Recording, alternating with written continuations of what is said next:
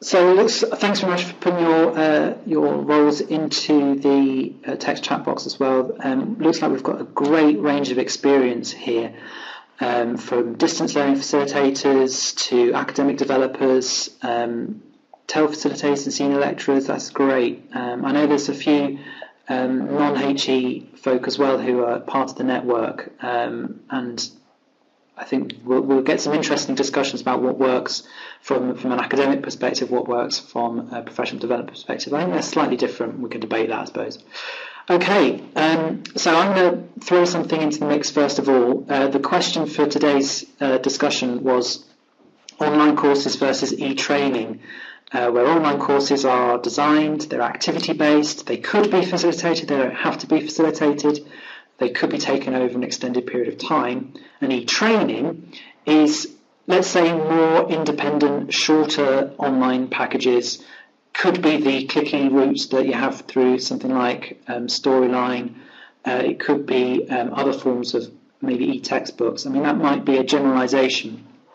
But I'd just like to get, first of all, your take on what you think the benefits are of online courses, the benefits are of e-training. We'll start with the benefits, and then for CPD, which is professional development, that's the development of traits and skills and knowledge and attitudes that enhance someone's professional practice. So chip in with the microphone. I'll be quiet now, and I'll look at the text chat as well.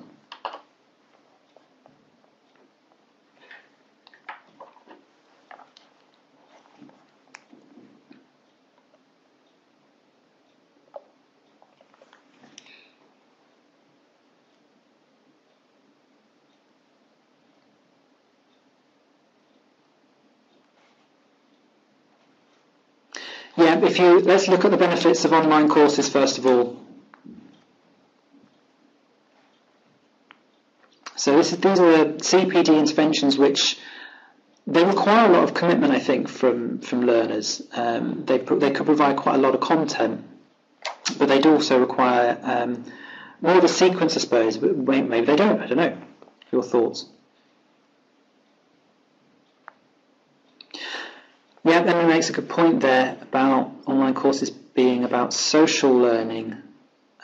Actually, I'm making a few notes as we go along, and we can expand on some of these, I think.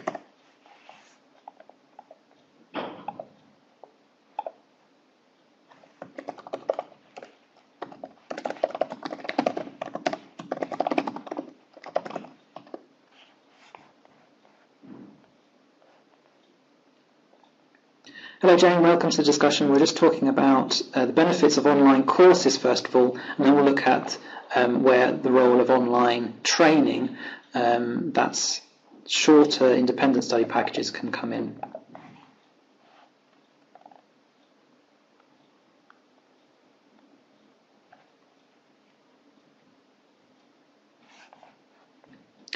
I would be open with your thoughts. It doesn't need to be a well-formed thought.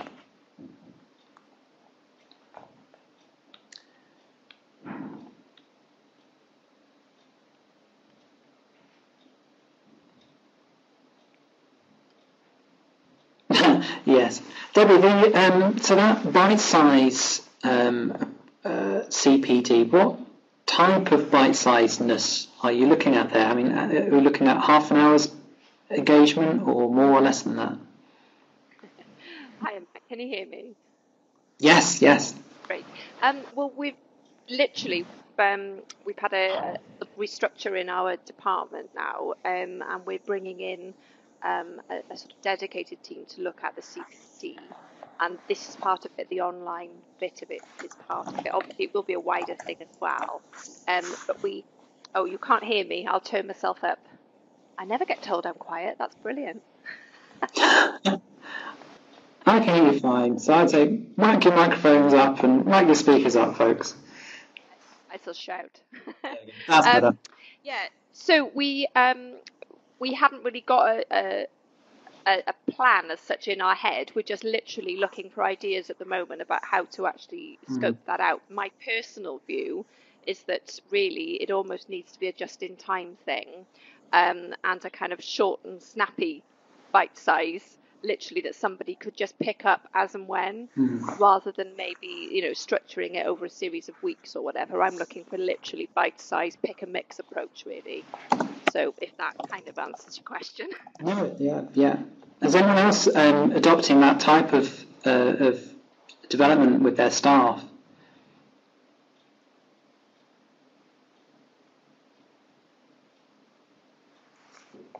Or have you experienced that yourself, some sort of bite-sized type of development? I think for me, some of my bite-sized development actually comes from Twitter. It's not very structured in that way, but it's a way that I can allocate a little bit of time just to pick out one or two things I need to brush up on and find what the latest trends are, and that keeps me engaged.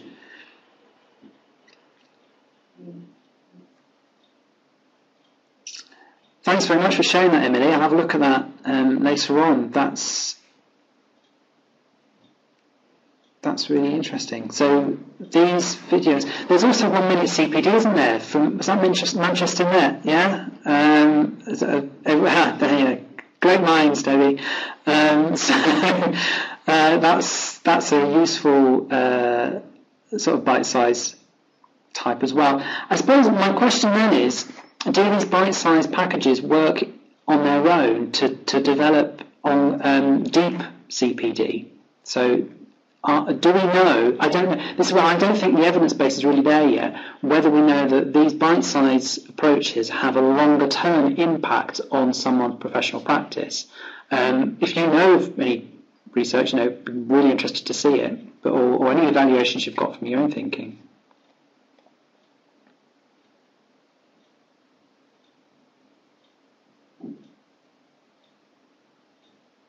Yeah, engagement's another thing we should look at, I think.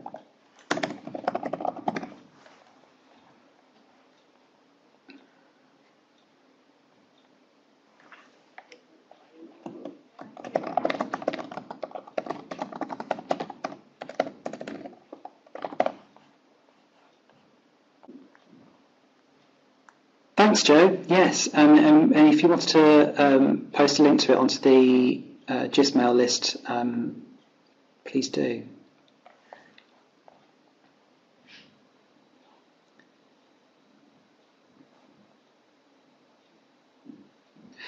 Joe, so the long term. What do you mean by the long-term use of MOOC learning?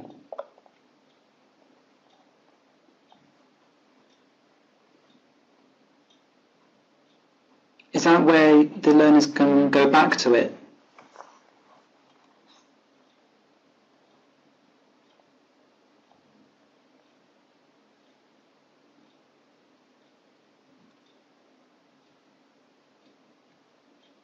Yeah, it's very similar to what I'm looking at as well.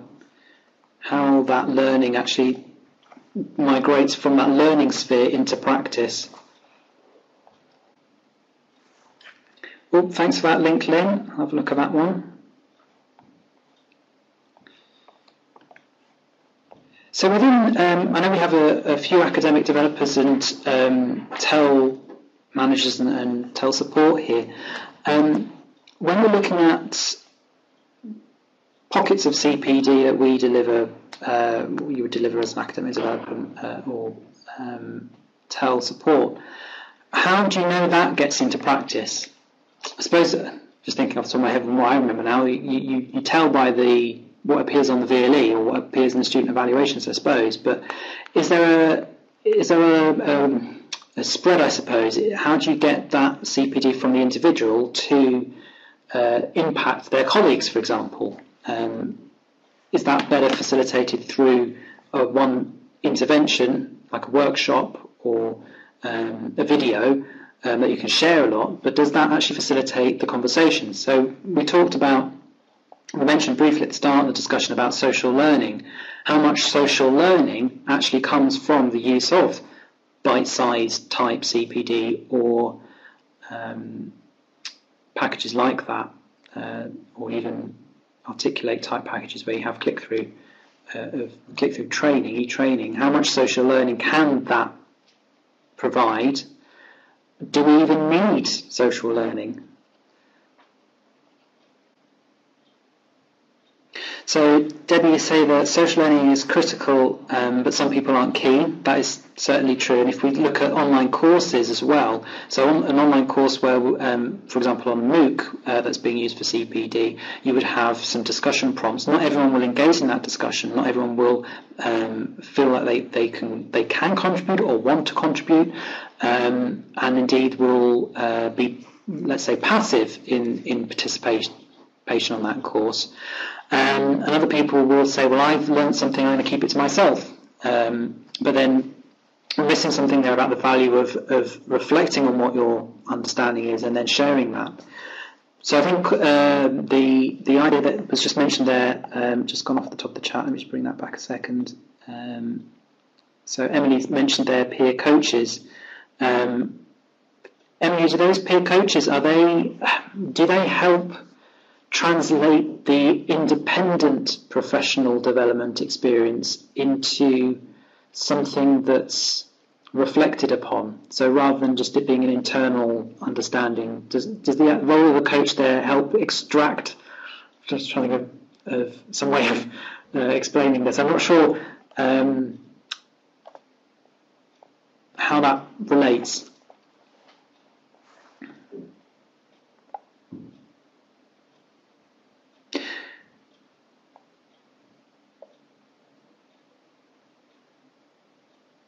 Janet, there you mentioned that you enjoy learning when there's a social element, and I think that's also important as well, that idea of what motivates the people we're trying to engage with. Is a course that enables collaboration, or even something like this. This I'd say is a bite-sized CPD. It's a short period of time when people get together, talk about their practice, and hopefully develop their practice as a result. That has a lot of social element to it. We're learning from each other here. I'm already picking up some great ideas, and hopefully this is useful. But it depends on how willing you are to engage in this type of CPD.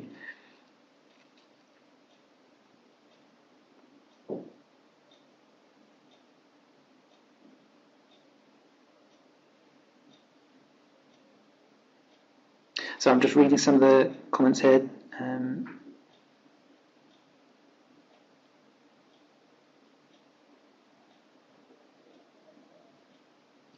So David, you have there a resource that you've created.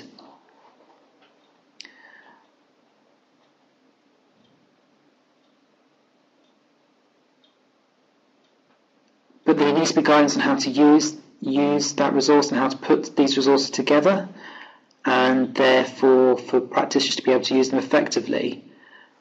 So am I right here in coming up to a conclusion then, even if we just provide a load of resources, even if that could be an online book, could be a PDF, could be a whole website, we still don't know how that's been implemented in practice effectively, whether it has been effectively implemented or ineffectively implemented or not, without that dialogue and the discussion which you would get through a social learning or coaching or some other means. Yeah, Jerry mentioned there about CPD seeming a bit procedural. That is also obviously a big challenge as well. I don't know if there's something about, particularly with the compliance type training, where that is sometimes badged as CPD, but it's not CPD because it doesn't relate to the individual's professional context. I'm talking here about fire safety and things like that, which are necessary for compliance, but also basic health and safety training. There's almost like you're tarnishing online CPD with the wrong sort of brush there. Maybe I'm being too harsh, but I'd like your thoughts on that, whether you agree on that or not. And actually online CPD can offer a lot more.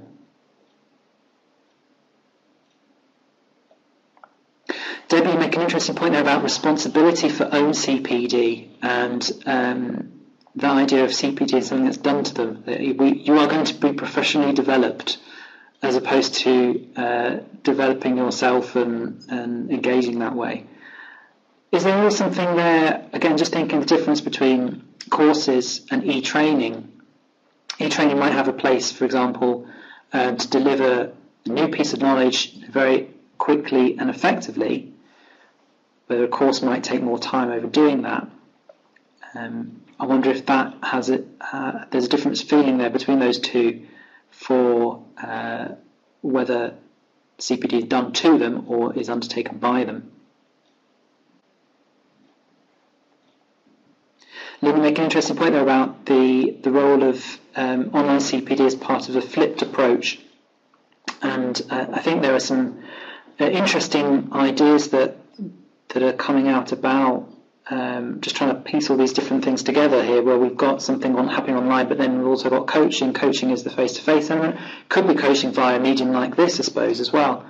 Doesn't have to be face-to-face. So maybe the flipped approach isn't necessarily to do with online and face-to-face, but it's to do with what is asynchronous and what is synchronous.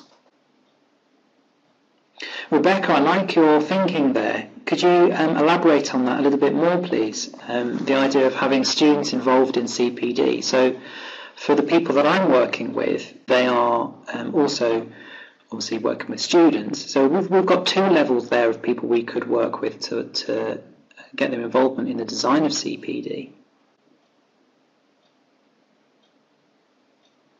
Emily, what works best for that blended learning essentials there? You mentioned the reflective and social side of it. So what does that bring that if you, for example, had the same content as a book, which there are many blended learning books out there, what does the reflective element and the social element bring to you? Just thinking what we can learn from that to make sure we embed that in our own practice.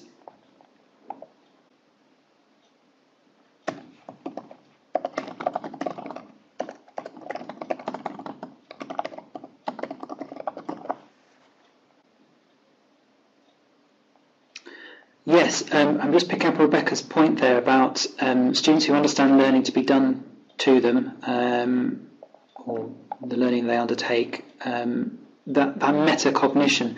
I was just going to pull up a few quotes. Just give me a second, because I think there was something I found that might be useful here. Let's see if I can just expand that a bit more for you. Just bear with me a second, just playing around. So I was doing some reading.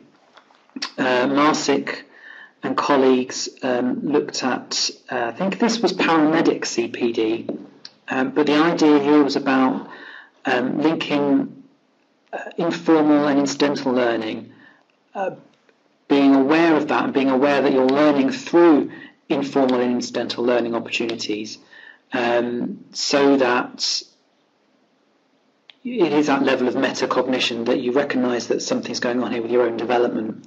I think there's an interesting difference there between informal learning, which is just whatever you do in practice, and this formal learning, which would be the courses or the workshops or the bite size or the training that is provided.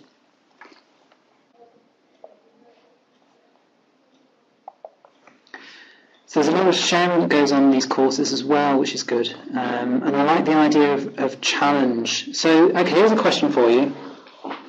Can your practice be challenged only through interacting with someone else?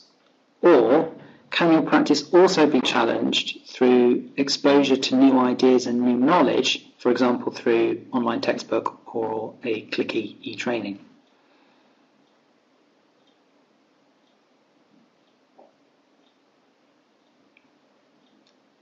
Because I think that professional development isn't just about new knowledge, it's about changing your attitudes in your profession as well. So the question is, can your attitudes and in your professional thinking be challenged? Can that be challenged through clicky, online training, e-textbook types? Or can that only be challenged through something like an online course where you have interaction with others?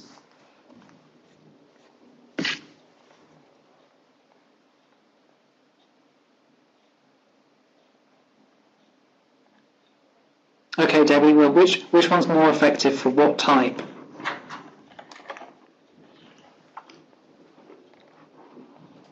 So there's something here, Faye, Janet, you both said there something about a willingness to be challenged. which I think is really interesting. It's making me think about the role of the learner, the role of the person that's undertaking the CPD a little bit more, actually.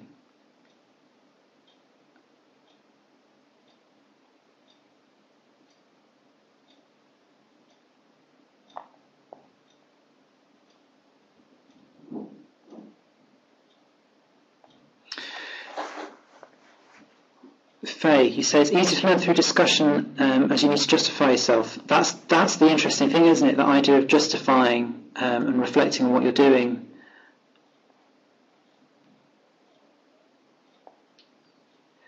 But I think what I'm getting from you is that you don't want to force students to interact, but can you force them to interact? Is it easy to force them to interact asynchronously? Do you think? I suppose you can't force someone to interact asynchronously on a discussion board. It's still their choice whether they interact or not. But I suppose you put them on the spot in a synchronous environment. Like if I suddenly picked people's names down the list and said, "Talk to me," then it's not giving people the time, I suppose, to think.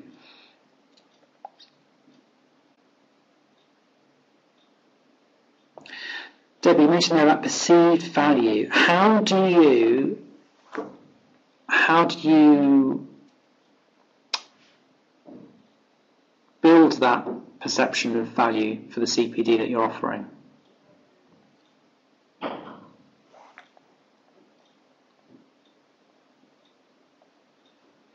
Faye says something very interesting there about the idea of online blogs to reflect, but if it's forced as part of the course, it doesn't seem real. It's not something that you buy into as an individual. If you don't normally write blogs, if you don't normally use writing as a way of reflection, then why would you actually? You might do it as part of the course, but it doesn't actually change your practice, perhaps, because it's not a mode that you're happy with in your own development. Okay, Debbie.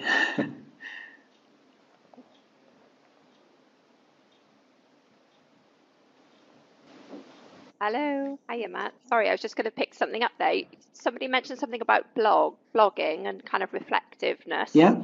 I think for me, when I was involved, I'm currently doing a PhD, and when I was involved in my master's studies, we had to start a blog at the beginning of that, and I remember being very reticent to do that, and I was kind of not convinced at all of the benefit of it, and I think then having worked my way through it, it kind of crept up on me in terms of how helpful I found it. So I particularly find it helpful now, even as a kind of like a sounding board to yourself in terms of trying to crystallize your thinking and crystallize your learning. But I would say that, again, I struggle with the whole with the degree of openness on the continuum of openness. It's how open to be, and I think a lot of students struggle with that at the beginning, particularly when you're talking of social media and blogging and getting your thoughts out there and finding your voice and all of that. It is it's a big leap of faith, I think, for some students, particularly when they're required to do this reflective learning. I think it's only really through the experiential bit of doing it that you kind of get it, if that makes any sense. So I would say for me that it did work, but whether or not that works for others, who knows, really. How much scaffolding was provided to help you through that process to begin with, or were you basically just told, write a blog? I hope you. Well, I mean, when I did my master's, it was with the Open University, and obviously the scaffolding they give is tremendous, and they provided capability to have a blog on their hosted site, or you could do it on your own, and then kind of put a link in and what have you. I found that I preferred to do my own, and again, you could probably, it's 6 to 1, half dozen of the other. There were probably some students on there that did it simply for the course and maybe never carried on with it. But I've carried on with my blog, although I wouldn't class myself as a blogger, but I do find it helpful, if you see what I mean. But it's mostly for my own audience. I try to share to see if it would be helpful to other people. And that's definitely something that I've got from doing that, really. Janet's mentioned there about reflection could be uncomfortable as well for staff, because I suppose you are exposing your own professional weaknesses. I mean, weakness might not be the right word here, but it's about saying I need to go somewhere, I need to develop something. When inherently I'm not there yet, and it's about opening that up in a quite public way. I suppose can be quite uncomfortable. It's the whole vulnerability of it, isn't it? Because you are sharing, you are opening yourself up. And I think it's very difficult for some people to do that. And it's striking a balance between, what you think would be very helpful for somebody and what would really, be so difficult for them that maybe they would prefer to do it in a slightly different way. So maybe some part of this is then, whether it's an online course or an e-training package or whatever, part of this, it seems to be about finding an approach that's going to work right for different types of people engaging with that CPD. So if you are asking them to do something reflectively, don't force them, or don't make the only space available a public open blog.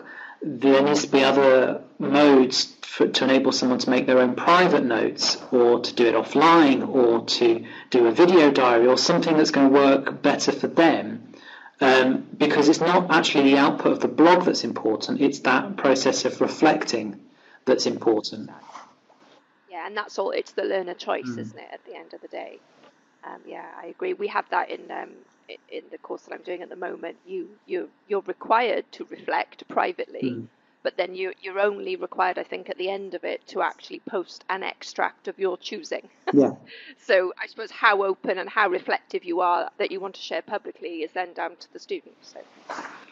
Yeah, it's a very similar model we've got actually for our MOOCs at the moment. We have something called a reflection grid, where that's used on a weekly basis, and that's private to the individual, but they can use the outstanding questions. They can then pitch to the tutor at the end of the course in video Q&A session. So I think there's a mix there going on, but that's part of a course that has those established learning processes as well, which I think might also be an interesting point about whether a course provides some structure that maybe the informal learning.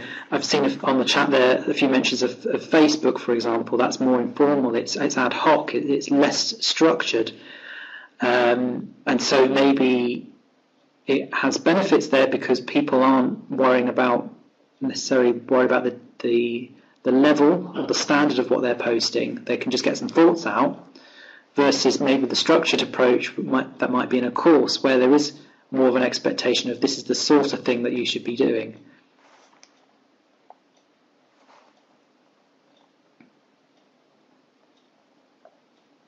Yeah, Lynn, you mentioned there about learners voting with their feet about where they want to go. Rebecca, you raised the point about engagement on more familiar platforms. It's all about that choice, isn't it? About what's going to be best for individuals. So, bring another document up from my rummaging around. So, here's a quote. Let me just switch that for a moment. Your screen will just move. Do not panic. Here's a quote from Lydon and King, who did a summary of the what makes effective CPD. Skills that are relevant to the needs of the teacher, collaborative and sustained, discussion and exploration with colleagues, experimentation and reflection. And I think that quote sums up some of the key things that we would try to strive here, and I'd imagine in your organisations as well. Let me just switch that back to the normal mode. There we are. So here's a question for you then. If we were going to have no facilitation, thanks Debbie, if we have the one with no facilitation, we were just going to have it opened up as, okay, here's some content, here are some comments, a space that you can put some comments. Does that actually achieve those ideas of an effective CPD experience. Yes, it's still collaborative because people can comment to each other. Yes, there might be discussion with colleagues. Is there a role for a CPD facilitator in all this?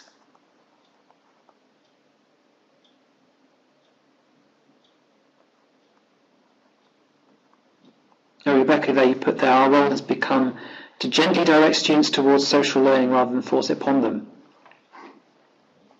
And so does the role of the facilitator in an online course, therefore, to encourage and entice people to contribute and reflect. Can that just be done by instruction alone? Joe, what context are you working at the moment, and is the role of the CPD facilitator online important within your context at the moment?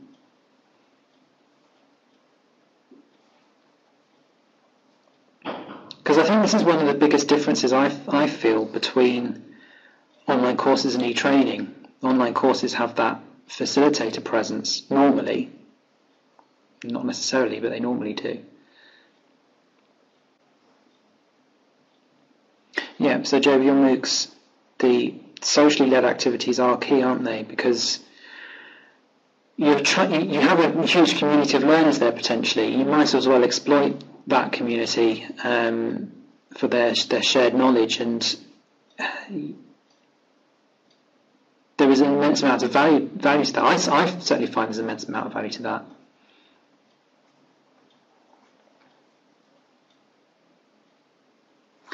So Joe, there about getting the most from their experience, and maybe this is the role of the facilitator then, to help the learner identify how the CPD is relevant to their needs, to be that sounding board, that place where more synchronous discussion, perhaps, but not necessarily so,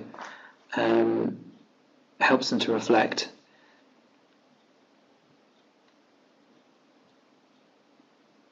And then you mentioned the student moderator role for adult learning, as that role to probe questions, encourage people to expand on their comments. I think that's really key, isn't it?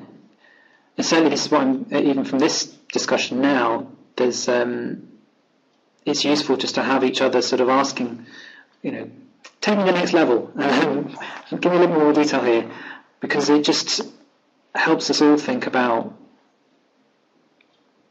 our take on something.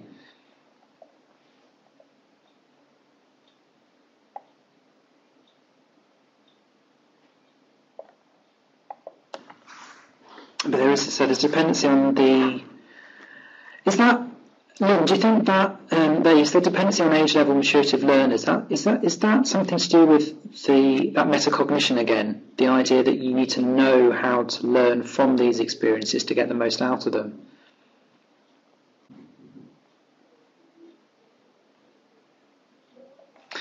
Yes, Lynn, that's interesting. You end up with a facilitator becoming a tutor. Yeah, that's always a risk, isn't it? So, just thinking, how does that happen on the MOOCs? Probably. Just thinking how much that happens on the MOOCs that we've got at the moment. Do you get other participants essentially marking others, and does that close down their willingness to engage, or even does that impinge on their development because they're being judged quite early on? I suppose it depends on that. Like we were talking about earlier about that idea of being open and willingness to share. With the smaller cohorts, you can build that trust up, can't you, more? With the larger cohorts on the MOOCs, it's a little bit like you're throwing something into the wind and hopefully someone might hear it, and hopefully their response will be positive. I suppose that's one reason why the MOOC platforms have like options, but they don't have the thumbs down options. Crikey, if you had the option of thumbs up and thumbs down on MOOC comments, that could really be a disengaging experience.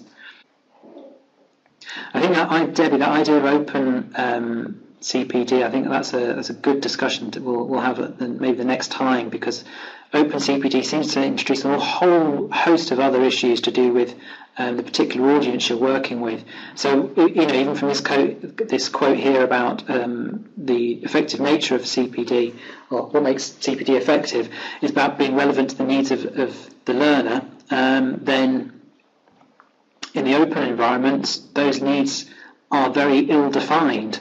You don't always know who your learner is when you're developing a MOOC. Lack of nuance of online communications is definitely a challenge, and I think that again is another good discussion for the future. How we get over that. I've brought in another quote on the side there. This comes from a different context completely. This comes from the General Medical Council's Effectiveness of CPD. It's a final report written in 2010. And they had a survey of various people. I'm not going to go into all the details here, but I found this table very interesting because it showed the preferences there of learners for the modality of their CPD. And if you look at online courses, and I don't know whether that was proper formal online courses, such as degree courses, or whether it's short courses, or whether it's just e-training packages, but online courses there was listed second most common there as the final choice in terms of preference. And if you look at what takes higher priority there, there's experience, there's the idea of talking to colleagues, the idea of even problem solving becoming a higher and more preferred route for CPD than undertaking online courses. Now, I think that's something down to the way those online courses might have been put together, or even the perception of online courses. But that idea of experience seems to be key to certainly this report, the idea of how you learn best through your CPD, you learn them through experience. So something about the online courses that enable you to bring in that experience seems to be quite a strong argument for having courses that have those types of activities. That's my main concern about e-training type packages, is that they seem to be a little bit too devoid of the needs of the individual learner, CPD participant, a little bit devoid from the experience that person is undertaking. So I would like to pose to you as a there is a fun stuff for simulation actually as well, which I found quite interesting because, again, you would have thought, well, that's the closest thing we can do for an experience that's online, is how do we get, we can simulate something. So again, there might be something in the way that simulation's been put together, or the perception of what that simulation was going to bring. But again, I think that's very interesting that for this particular group, the simulation doesn't actually relate to the real world experience, perhaps, and that's what's missing from that, from making that CPD effective.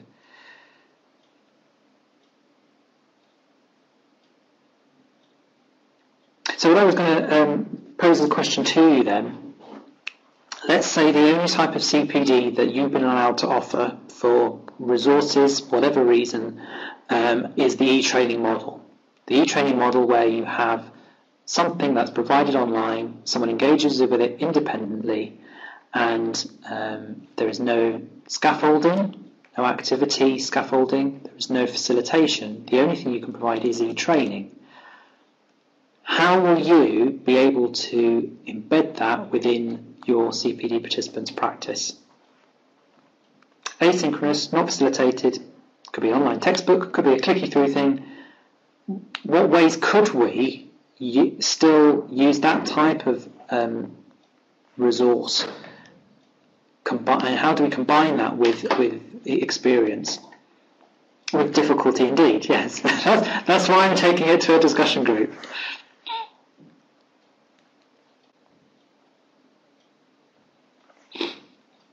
We might end up with just saying, no, we need to ditch e-training. I think, there's a question there about how you measure impact of e-training, because certainly e-training packages allow you to track number of people that have got the end of it. But I think more the question is, how do you enable people to use e-training packages and make a difference to their professional practice? So yes, that's probably the impact there.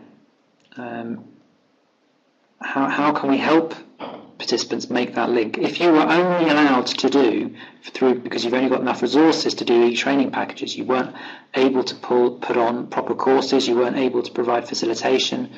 If the only thing you were able to provide was e-training, how could you ensure that still made an impact for the development of the people you're working with?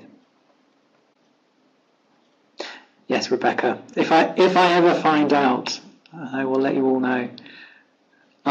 This is why I'm not convinced that e-training is doing anything for anyone.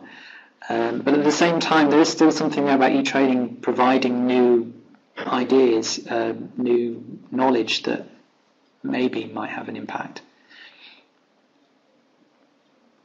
Emily, good idea. Okay, so if you're engaged with something like an e-training resource, if it's been useful, you share that on Twitter, and then you could track how useful that's been to people. And then essentially you're starting the discussion then, aren't you? It's what we said earlier about providing something new, but then you need someone to help you justify your experience or analyse your experience of that.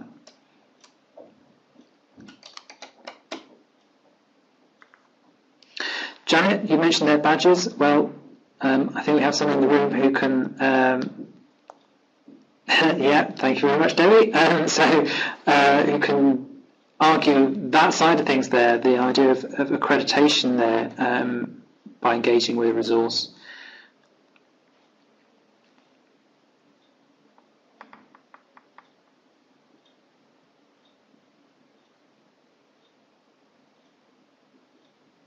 Lynn, I'd like to know what your online camera course is. Certainly share a link if it's available for anyone to use.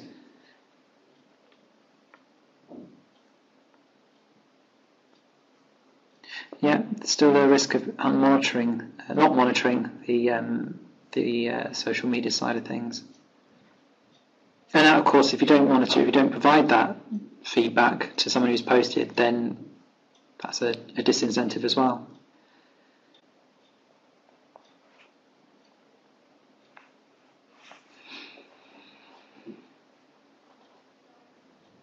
Yeah, that's a really interesting model. So that's I particularly like the duration that you're looking at there. A whole year with getting basically developing your skills, and that email as a transmission option.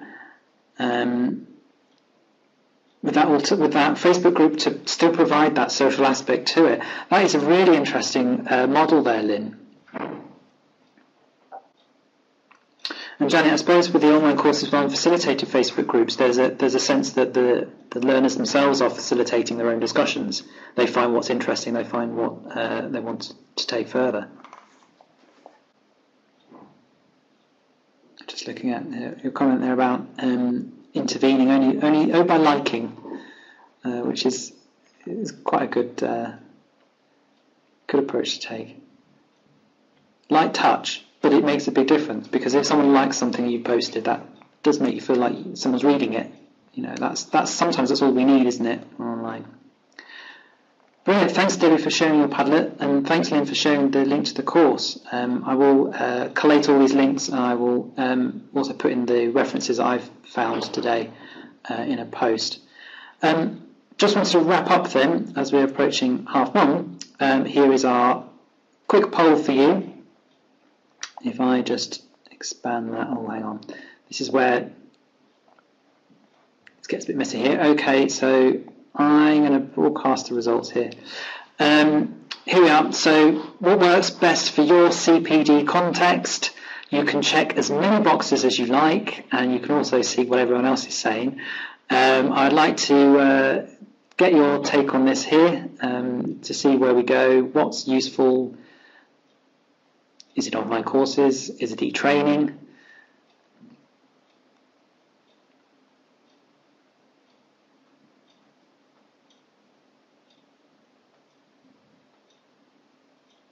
I'm going to classify that this webinar is also a bite-sized synchronous interaction. So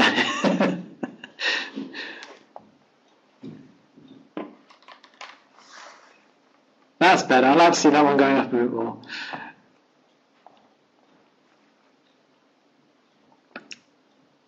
And what I find interesting now, just having a quick look at these results coming through, is still that structural element that the course brings. Is that why people like that type of CPD? Is it the structure? Is it the collaboration opportunities? Because you get collaboration opportunities with social media as well, but there's no structure to it.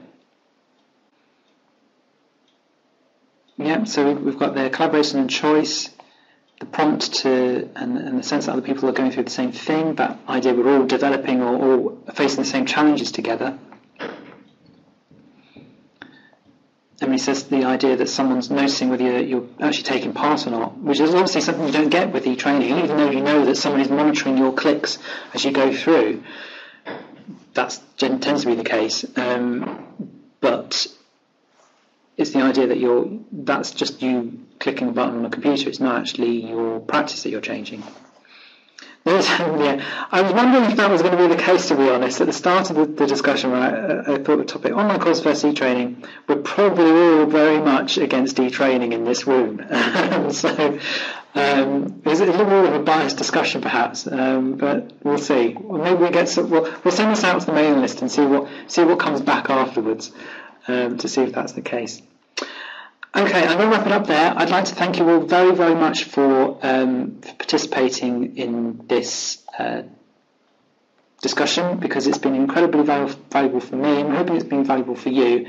The intention is that I'll set these up regularly, whatever that might mean, and give us all the opportunity to certainly, if you've got something that's in your context that you'd like to talk about, just send it out to the mailing list, and we'll schedule that into some of these discussions, because I think there's going to be a lot of value in here in really critically thinking about online CPD as opposed to online courses such as degree courses, as opposed to face-to-face CPD. I think there's something about online CPD and that idea of professional development that is specific to the needs of a particular professional context, that is not being addressed by literature very well. And again, share what you find, and I think we can learn a lot from each other and learn a lot from our different contexts. So thanks all very much. I will send you all one email with everything wrapped up in it onto the mailing list to stop the email overload. Cheers.